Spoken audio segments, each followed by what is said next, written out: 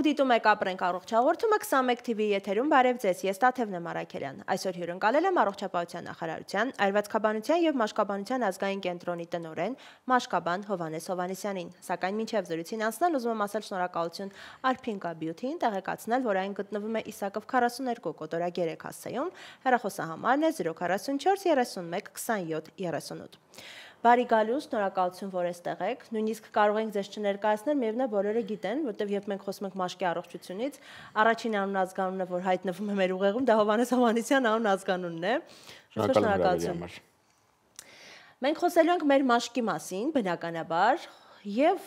մեր նախնական զրույցում դուք նշեցիք, որ մաշկը առանձին օրգան է եւ պետք չէ ամեն անգամ դիտարկել որպես երկրորդային խնդիրների օբյեկտ եւ պետք չէ մտածել, որ առաջնային խնդիրը թաքնված է ներքին օրգաններում, դե մաշկն էլ որպես ամենամեծ օրգան, այսպես ցույց է տալիս, հա, ախտանիշները։ Արի ու տես, որ կան խնդիրներ, որ հենց հատուկ են մաշկին եւ հենց այստեղից էլ սկսվում է։ Սրա մասին եմ ուզում խոսենք, որ մենք ի վերջո հասկանանք, որ մաշկը կարող է առանձին հիվանդություններ ունենալ, կախված չլիներ մնացածի հետ։ Տեսեք, երևի պետք մի քիչ ավելի հեռվից է պետք սկսել, որ մեր օրգանիզմում ամեն ինչ փոխկապակցված է։ Որևիցե օրգան, որևիցե հատված առանձին ինքնուրույն չի գործում։ Բայց դա չի նշանակում, որ ամեն մի փոփոխություն պայմանավորված է մեկ այլ փոփոխությամբ, դա էլ մեկ այլ, լավ, դե սկիզբը ո՞րն է։ Հա, տենց դու եթե գնաս չես կարող գտնես։ Այո, շատ հիվանդությունների դեպքում մենք ունենք փոխկապակցված խնդիրներ, մաշկ, ստամոքսահարքային տրակտ, մաշկ, սիրտ-անոթային համակարգ, մաշկ, նյարդային համակարգ, բայց միևնույն ժամանակ շատ ավելի շատ խնդիրներ մաշկի իզոլացված խնդիրներ են, առանձնացված զուտ մաշկում տեղի ունեցող փոփոխություններ։ Շատ կարևոր է հասկանալ մի բան, տարբերակել, որն է պատճառը եւ որն է նպաստող գործոնը, որտեղ ստեղել ենք մենք շատ հաճախ խառնում։ Պատճառը դա այն երևույթներն են, փոփոխություններն են, որոնք ուղղակիորեն բերում են տվյալ հիվանդության առաջացման։ Որովհետեւ պարզ պատկերացնենք, շատ հեշտ դա ինֆեկցիոն հիվանդությունների ժամանակ է երևում։ Օրինակ, չգիտեմ, այսինչ բակտերիան առաջացնում է այսինչ հիվանդությունը, չգիտեմ, դժգույն տրեպոնեման առաջացնում է սիֆիլիս հիվանդությունը։ Վերջ, սա է պատճառը, ուրիշ որևիցե բան չկա։ Շատ հաճախ ցավոք սրտի բժշկության մեջ, ոչ միայն մաշկաբանության, առհասարակ բժշկության մեջ, մենք այդ պատճառները չգիտենք։ Երևի թե ինֆեկցիոն հիվանդությունները եթե հանենք, մենք ուրիշ ոչ մի դեպքում պատճառ չգիտենք։ Ծիծուկ քաղցկեղը։ Չգիտենք, գիտենք մեխանիզմներ, գիտենք նպաստող գործոններ, շատ դեպքերում խոսում են նրա մասին, որ օրինակ չի, ծխախոտի օգտագործումը բերում է թոքի քաղցկեղի առաջացման, բայց պատճառը դա չի, այնտեղ շատ ավելի բարդ մեխանիզմներ են եւ մեկ գործոն քննարկել, ներկայացնել, դա շատ սխալ է։ Շատ հաճախ բժիշկները այդ մեկ գործոնի են բերում, որպեսզի պացիենտի մոտ շատ հարցեր չառաջանա, որովհետեւ դու չես կարող բացատրել բժշկական կրթություն չունեցող մարդուն, երբեմն նաեւ բժշկական կրթություն ունեցող մարդուն չես կարող բացատրել, որ սա բազմագործոն հիվանդություն է եւ ստեղ կա գենետիկ նախատրամադրվածություն, գենի փոփոխություն, ստեղ կա մի շարք մեխանիզմներ, որոնց երևի թե իմաստ չունի անդրադառնալ։ Եվ կան նպաստող գործոններ, այ նպաստող գործոնները ճանաչել, հասկանալը շատ կարեւոր է, որովհետեւ նպաստող գործոնները մենք կարող ենք փոխել։ Նույն օրինակ, եկեք, չգիտեմ, օրինակ մեր ակնեն, հա, ամենատարածված, բոլորին անհանգստացնող մաշկաբանություն հավասար է ակնե, չէ՞, այսպես։ Շատ հաճախ, այո։ Անգամ մենք մասնագետներ ունենք, որոնք մենակ ակնեով են զբաղվում, որտեղ դա այնքան տարածված, այո։ Հիմա տեսեք, օրինակ ակնեի ժամանակ պատճառը չգիտենք, բայց նպաստող գործոնները գիտենք, նպաստող գործոնները օրինակ քաղցրի չարաշահումն է։ Եկեք փոխենք դա, նպաստող գործոնը, չգիտեմ, բարձր ջերմաստիճանային պայմաններ, եկեք դա փոխենք։ Կան հետազոտություններ, որոնք ցույց են տալիս կաթնամթերքի չարաշահման հետ կապված էլի ինչ որ կապ, եկեք դրա վրա աշխատենք, նյարդային համակարգ։ Մի խոսքով, նպաստող գործոնները դրանք այն մեծ խումբ երևույթներն են, որոնց հետ պետք է աշխատել։ Բայց դա չի նշանակում, որ դա է պատճառը, այսինքն, եթե դու պացիենտի հետ հասար նրան, որ ինքը սահմանափակեց քաղցրը, բերեց հասցրեց 0-ի, ոչ միայն այն քաղցրը, որը հայտնի է շոկոլադ, տարբեր հյութեր գազավորված եւ այլն, այ նաեւ, չգիտեմ, օրինակ մակարոն չի օգտագործում, որտեղ մեծ քանակությամբ շաքարներ կան, էլի, կամ կետչուպ չի օգտագործում, որտեղ մեջը մեծ քանակությամբ շաքար կա։ Միևնույն է, թե մենք լրիվ սահմանենք, դա չի նշանակում, որ հիվանդությունը հետազարգանալու, բայց հիվանդությունը ավելի թեթև ընթացք կունենա, հիվանդությունը կունենա ավելի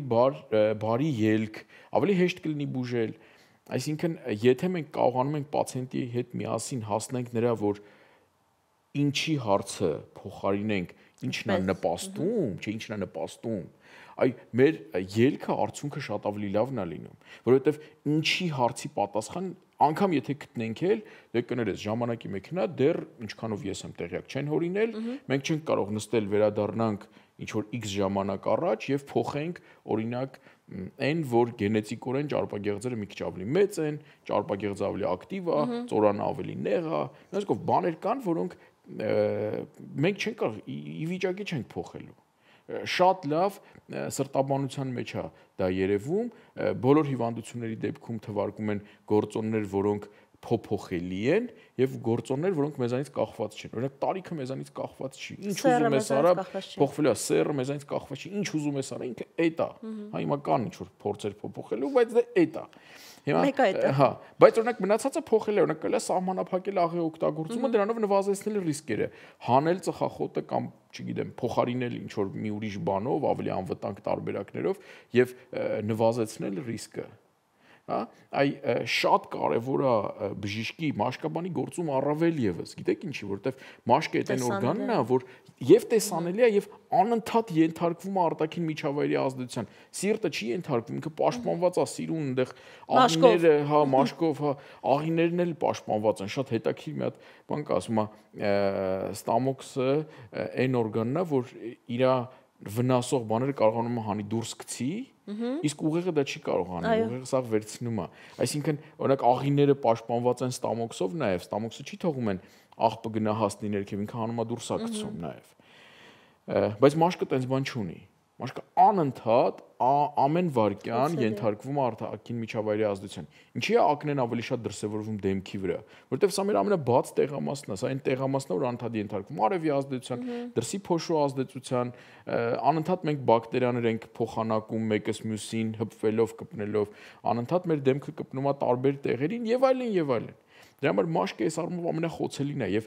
մաշկաբանի ֆունկցիաներից մեկը նաև այն է պացիենտին բացատրել, հասկացնել, որ արի մի տուր այդ հարցը լավ, ինչի համար իմ մոտ սա եղավ։ Ավելի շուտ տուր հարցը, ինչ կարող ենք փոխել, որպեսզի ավելի լավ լինի։ Հետո եթե մեկ այդ ինչին մեկ պատասխան լիներ, այստեղ էլ նաև չէր լինի այն անարդարությունը, ճակերտավոր ասած, որ այդ նույն քաղցրը շատ մարդիկ շատ չարաշահում են, բայց ունեն իդեալական մաշկ։ Միանշանակ։ Չէ՞։ Շատ մարդիկ երեկոյան խմում են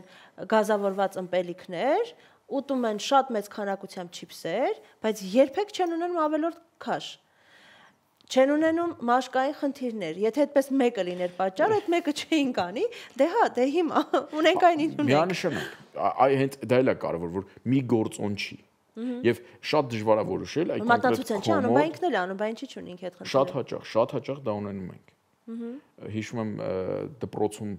երեխաների հետ ծխախոտի մասին էինք խոսում, ու ասենց ասում ենք, որ դա վատա դա կյանքի տևողությունը կրճատում է, այլ մի հատ երեխա ձեր բարձրացեց, ասես իմ պապիկը 78 տարի է ծխում է, իմ էլ 96 տարեկան է։ Ու էլ ոչ ոք չես կարող այդ երեխուն բացատրես, հասկանում ես, որտեվ ինքը հստակ մեզ տվյալ բերեց։ Ինձ մեկ անգամ այդպեսի տվյալ, երբ որ առաջ քաշեցին, ասացի մարդիկ կան, երբ որ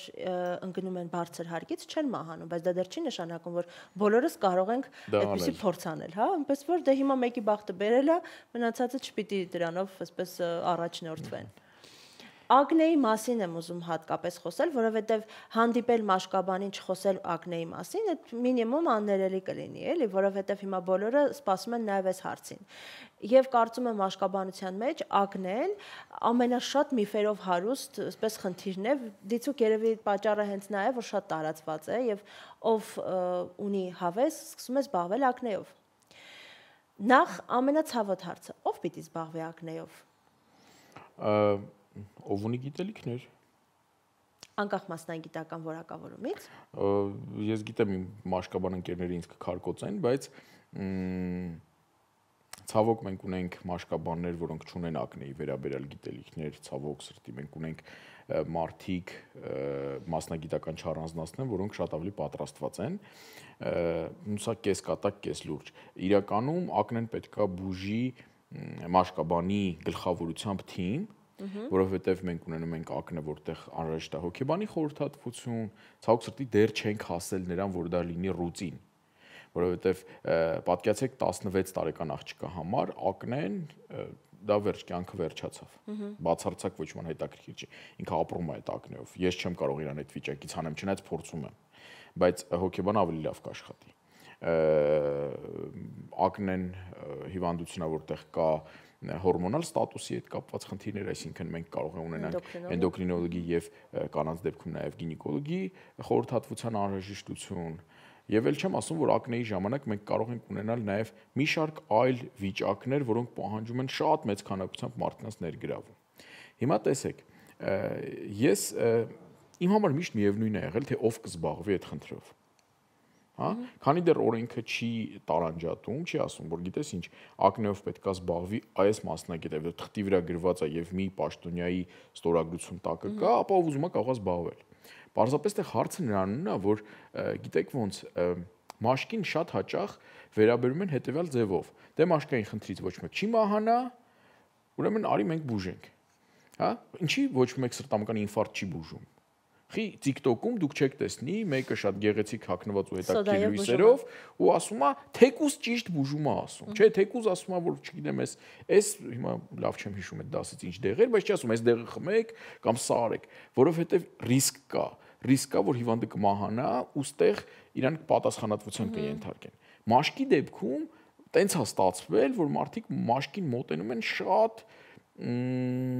մակերեսային, երրորդային, հա ինքը տենց հա դե մաշկա էլի, եղած նշանակածներ այդ մայս կամ կրեմ չի, հա,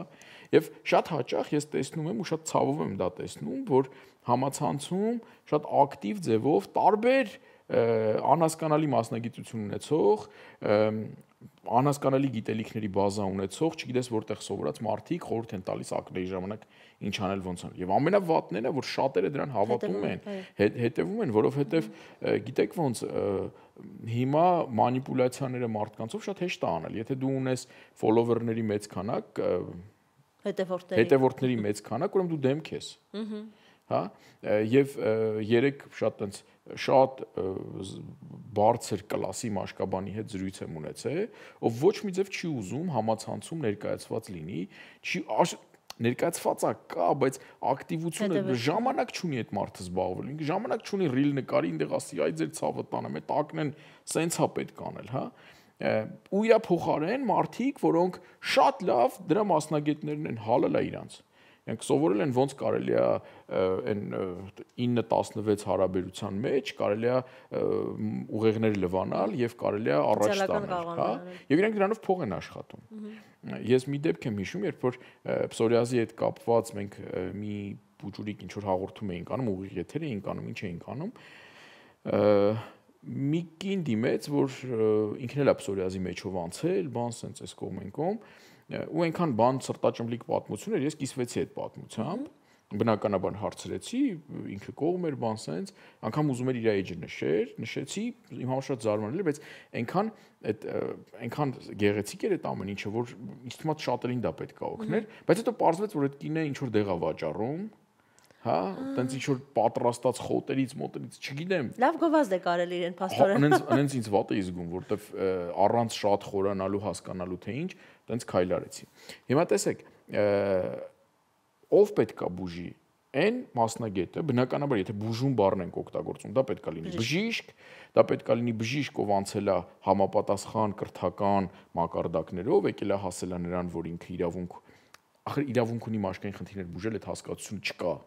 Ոչ միտեղ գրած չի, որ այն մարդը Լղոզված է սահմանները բավական։ Չկա, հստակ չկա դա, բայց ոչ միտեղ չկա, այնց չի որ Հայաստանի խնդիրն է, չէ, աշխարհում չկա տենց բան, որ գրած լինի ակնեն պետքա բուժի մաշկաբանը, չկա տենց օրենք։ Բայց տրամաբանությունը տանում է դրան, որ պիտի ուրիշ բան, որ ակնեի դեղեր դուրս գրել կարող է մենակ մաշկաբանը, օրինակ։ Հակաբիոտիկներ կարա նշանակի միայն բժիշկը, հա, ու այն էլ են բժիշկը, որը պարբերաբար ինչ որ քննություններ է հանձնում, պարբերաբար ապացուցում է իր բժիշկ լինելու փաստը։ Սա էլ է շատ լուրջ խնդիր, որովհետև գիտեք ոնց մի քանի օր առաջ ներկայացնում էի ակնեի վարման ուղեցույցը, ընդամենը 1 տարի տարբերությամբ հետևյալ միտքներ գրված, որ քաղցրի սահմանափակումը չնայած մի քանի շատ մեծ հետազոտություններով ապացուցված է, որ դրական ազդեցություն ունի, բայց կա մի հատ նոր հետազոտություն, որը ոչ պակաս գրագետ ճիշտ արված է եւ ոչ պակաս քիչ քան, ավելի մեծ քանակությամբ մարդկանց վրա, եւ այդ հարցը մի քիչ հարցականի տակ է դնում։ Այսինքն չի բացառվում, որ մի տարի հետո ես ձեզ մոտ հյուր լինեմ եւ ասեմ, գիտեք ինչ է, սիրելի ակնե ունեցողներ, հանգիստ կերեք ձեր քաղցրը, որտեվ կապացուցվի հենց բժիշկի որակը նաեւ նրանում է, որ ինքը կարողանում է ընդունել այն ինչ որ ասում է գիտությունը։ Որտեվ մենք բժիշկներ ունենք, որոնք տենց մնացել են 70-ականներին ու իրանք հա շատ լավն են, հարց չկա, որպես մարդ, որպես ընկեր, բայց իրանք շատ արագ է զարգանում։ Անկամ մի քանի ամսվա մեջ ենք մենք ունենում տարբերություն։ Մենք վերջերս Փարիզում գիտաժողովի էինք 5 նոր դեղ հաշվեցի, որոնց մասին ես ընդհանրապես չէի լսել, ու եթե ես չէի լսել, երևի շատերը չէին էլ պատկերացնում կամ 5 լրիվ նոր դեղ, որոնք պսորիազի բուժման համար են օգտագործում։ Այո, նրանք դեռ Հայաստանում չկան, կանցնի երևի մի 5-10 տարի միջև կլինեն կամ ամբողջ աշխարհում, հա, բայց պետք է իմանանք, չէ, պետք է դա ընդունենք, չէ, ու հետո դրանից բխող մեր գործողությունները պետք է փոխվեն։ Եթե ես տենց իմ սովորած դասագրքերով բուժեի իմ պացիենտներին, ես պետք է նշանակեի, չգիտեմ, էրիթրոմիցինի քսուկ, որը շատ լայն օգտագործվում է, կամ հակաբիոտիկներ, որոնք չափից ավել չարաշահվում են եւ անարդյունք։ Դրա համար բժիշկ են մասնագետն է, որ կարծում եմ ամեն օր սովորում է եւ սխալ է ասված, որ բժիշկները սովորում են 10 տարի եւ վերջ, ոչ, բժիշկը սովորում է հավերժ։ Եթե ինքը իրեն հարգող բժիշկ է, եթե ինքը բժիշկ է, ով ուզում է անընդհատ լինել արդիական եւ նաեւ իր բուժումը լինի արդյունավետ, ինքը անընդհատ պետք է սովորի։ Համ գիտեք ինչ, համ սովորես, համ կարդաս, ինքնակրթվես, չէ, ընդունես։ Այո։ Գիտես ոնց մենք կորցրել ենք այս արհեստական բանականություն բան սաղ բերես նրան, որ քրիտիկական մտածելակերպը մենք կորցրել ենք։ Բայց բժշկության մեջ ես միշտ դա ասում եմ, մենք էլ այնքան խելացի չենք, որ չհամաձայնվենք ուղեցույցների հետ։ Չեմ թերագնահատում ես համոզված եմ, որ ուղեցույց գրողը մեր նման բժիշկ է ու չի բացառվում, որ մենք ավելի կլինիկական մեծ փորձ ունենք, քան թե իրանք։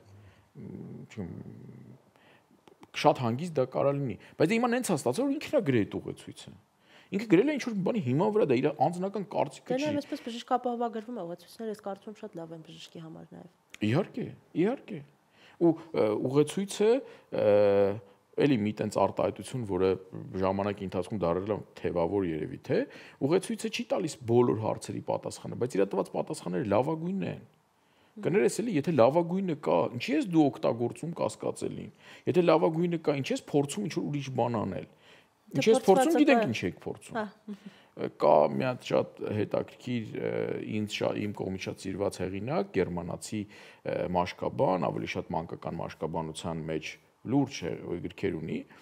Գրքերից մեկի մեջ գրված էր, որ Պետեր Հյոգերն է, գրված էր, որ բժիշկի կողմից չապացուցված դեղամիջոցների կամ առհասարակ միջոցների նշանակելը, որոնք երբեմն շատ ձեռնատու են բժիշկի համար, հավասարազոր է բուժօգնություն չցուցաբերելուն։ Այսինքն սա էլ շատ կարևոր փաստ է ու գերմանացիա գրել է գերմանացիների համար, խո հայերի համար չի գրել։ Այսինքն այդ խնդիրը կա ամբողջ աշխարհում։ Լավ չի, բայց դե կա, հիմա մենք բոլորս էլ մարդիկ ենք, ոչ մեկ սուրբ չի, ոչ մեկ ինչ որ տենց, հա, եւ սխալներ ենք թույլ տալի եւ երբեմն կարող ոչ ճիշտ որոշումներ կայացնենք, բայց մեր փոխարեն արդեն լիքը բաներ են գրել։ Եվ այդ լիքը բաների մեջ գրված չի պատճառները։ Գրած է նպաստող եթե պատճառները իմանանք, հստակ պատճառները իմանանք, կարող ենք նաեւ խոսել 100% կանխարգելման մասին, որտեղ եթե դու իմանաս օրինակ այս բաժակով ջուր խմել եք քո մոտ քաղցկեղ առաջացնելու, միանշանակ բաժակը աղբամանը կնետես։ Բժշկությունը ունի, պատմությունը ունի ապացուցված այնպես դեպքեր, չգիտեմ, օրինակ բնական ծաղիկի վիրուսը հստակ պատճառը կար, կարողացան որ հասկացան, որ վակցինացիան այս պարագայում աշխատում է, արեցին եւ 79-ներ թե 80 թիվներ նախորդ տարի հայտարարեցին, որ հիվանդությունը վերացել է։ Դե հա, բայց եթե գիտես պատճառը Ցավոք, մենք շատ դեպքերում չգիտենք։ Ոչ միայն չգիտենք, այլ երևի չկա էլ։ Երևի ավելի ճիշտ ասել չկա։ Ոչ թե չգիտենք, որովհետև բժշկությունը իմանեց նուրբ մեխանիզմները ուսումնասիրում։ Նայում ես, չգիտեմ, Նոբելյան մրցանակակիրների հետազոտությունները հասկանում ես, որ բժշկությունը շատ բան գիտի։ Շատ բան գիտի։ Բայց դա շատ բաներ էլ կարծում եմ Բայց շատ բաներ հենց իմանանք։ Դրա համար երևի պետքա Դե եթե մենք մի 50 տարի հետո խոսենք ապրենք առողջի շրջանակներում պսորիազի մասին, ես մեծ հույս ունեմ, որ դուք այդ ժամանակ ասեք, հիշում եք, երբ մենք ասում ենք անլուծելի խնդիր էր կամ բուժվող խնդիր չէ, մենք հիմա 100% բուժման մասին կարող ենք խոսել։ Իսկ այդ հաղորդումը կլինի 5-6 տարի հետո, 10 տարի հետո, ոչ թե 50։ Հա, դե շատ ավելի լավ։ Սերերստատողներ 10 տարի հետո մենք խոսելու ենք արդեն պսորիազի բուժման մասին։ Այո, խոստացա մեզ բժիշկը։ Ձեզ հետ կարելի է շատ երկար խոսել եւ շատ հետաքրքիր խոսել, բայց դե եթերային ժամանակն էլ ցավոք սահմանափակ է, այնպես որ ես հիմա պահանջում եմ նաեւ խոստում, որ հաջորդիվ նաեւ նորից շարունակելու ենք այս տաղավարում թեմայի այսպես քննարկումը, իսկ այսօրվա համար ուղղակի ասում եմ ձեզ շնորհակալություն ներկայության համար։ Դե շնորհակալություն։ Սերերստատողներ հիշեցնեմ, որ զրուցակիցս առողջապահության նախարարության Այրվածքաբանության եւ մաշկաբանության ազգային կենտրոնի տնօրեն մաշկաբան Հովհաննես Հովհաննիսյանն էր։ Մեկ անգամ եւս ասեմ շնորհակալություն սպասարկման համար Արփինկա Բյութիին, տեղեկացնելով, որ այն գտնվում է Իսակով 42 կոտորակ 3 հասցեում, հեռախոսահամարն է 044 31 27 38։ Շնորհակալություն մեզ հետ էիք, ցտեսություն։